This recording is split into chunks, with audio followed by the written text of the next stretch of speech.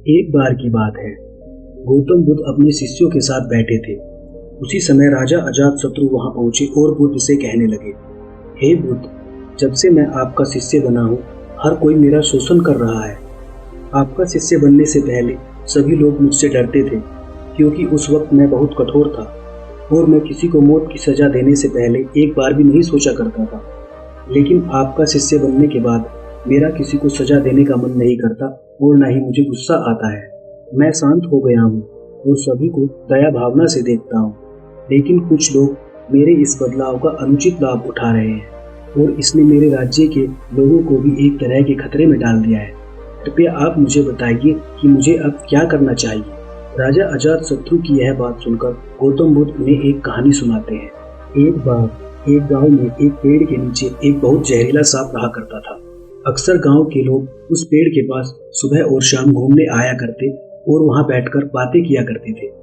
लेकिन जब से उस पेड़ के पास उस सांप को देखा गया, तब से लोगों ने वहां जाना बंद कर दिया। लेकिन कुछ लोग तो जानबूझकर वहां सांप को देखने आया करते और उसे छेड़ा कर देते।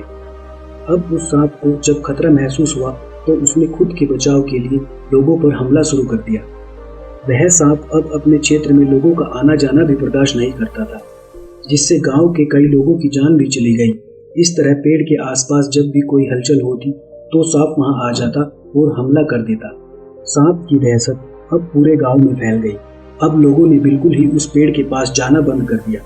एक दिन एक साधु उस गांव से गुजर रहे थे। तभी उस साधु की नजर उस विशाल से घने वृक्ष पर पड़ी, जिसके नीचे वो सांप रहा करता था। घने पेड़ को देखकर साधु के मन में विचार आया कि चलो वृक्ष की ठंडी छांव के नीचे बैठकर कुछ देर ध्यान लगाया जाए। उसी वक्त गांव के कुछ लोग अपनी गाय को लेकर घर की ओर जा रहे थे। तभी उन लोगों की नजर जब उस साधु पर पड़ी जो कि उस पेड़ की तरफ जा रहा था, तभी लोगों ने उस साधु को सांप के बारे में बताते हुए कहा कि आप उस पेड़ के पास मत जाना, वहां एक जहरीला सांप रहता है जो जरा सी हलचल होने पर हमला कर देता है और अब तक कई लोगों को काट भी चुका है। लोगों की यह बात सुनकर साधु मुस्कुराए और उस पेड़ की तरफ चल पड़े। जगह को थोड़ा साफ करके जैसे ही साधु ध्यान करने के लिए बैठे, तभी हलचल सुनकर सांप उनके सामने आ जाता है और फुंकार मारने लगता है।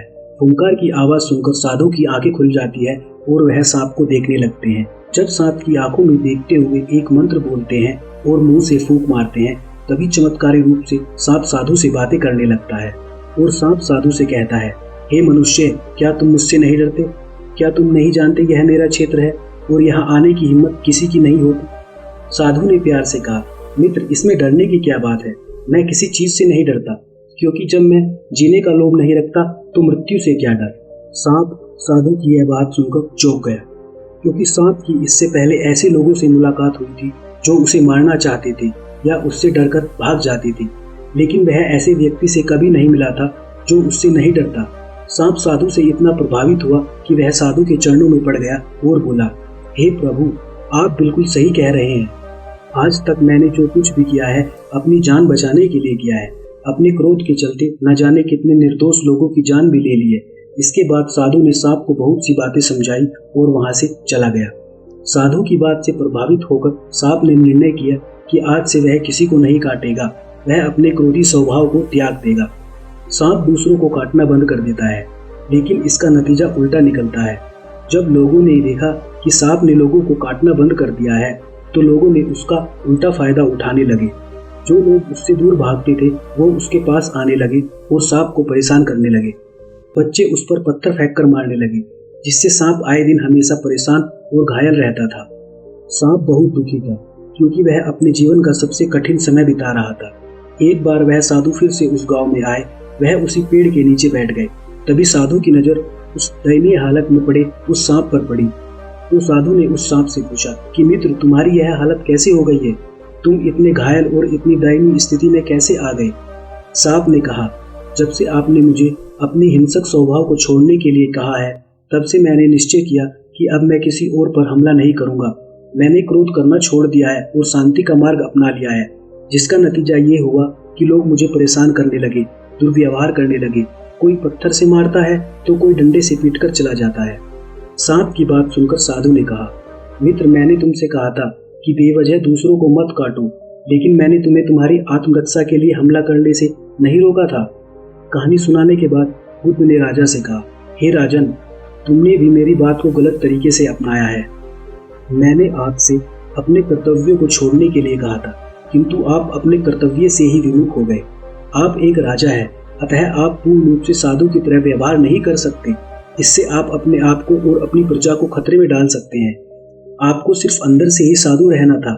मैंने आपसे अपने कर्तव्य को छोड़ने के लिए कहा था, किंतु आप अपने कर्तव्य से ही विमुख हो गए। आप एक राजा हैं, अतः आप पूर्ण रूप से साधु की तरह व्यवहार करना आपको खतरे में डाल सकता है। तुम्हें सिर्फ अंदर से साधु की तरह रहना था और बाहर से एक राजा की तरह, ताकि जरूरत पड़ने पर खुद की, प्रजा की और राज्य की रक्षा कर सके। दोस्तों, बिल्कुल ऐसे ही जंगल में होता है।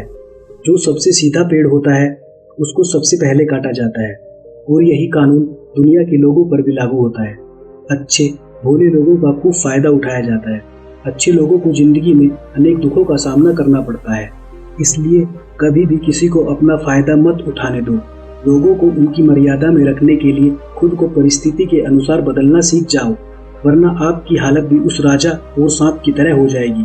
दोस्तों, उम्मीद करता हूँ आज महात्मा बुद्ध की इस कहानी से आपको अनमोल सीख प्राप्त हुई होगी। धन्यवाद।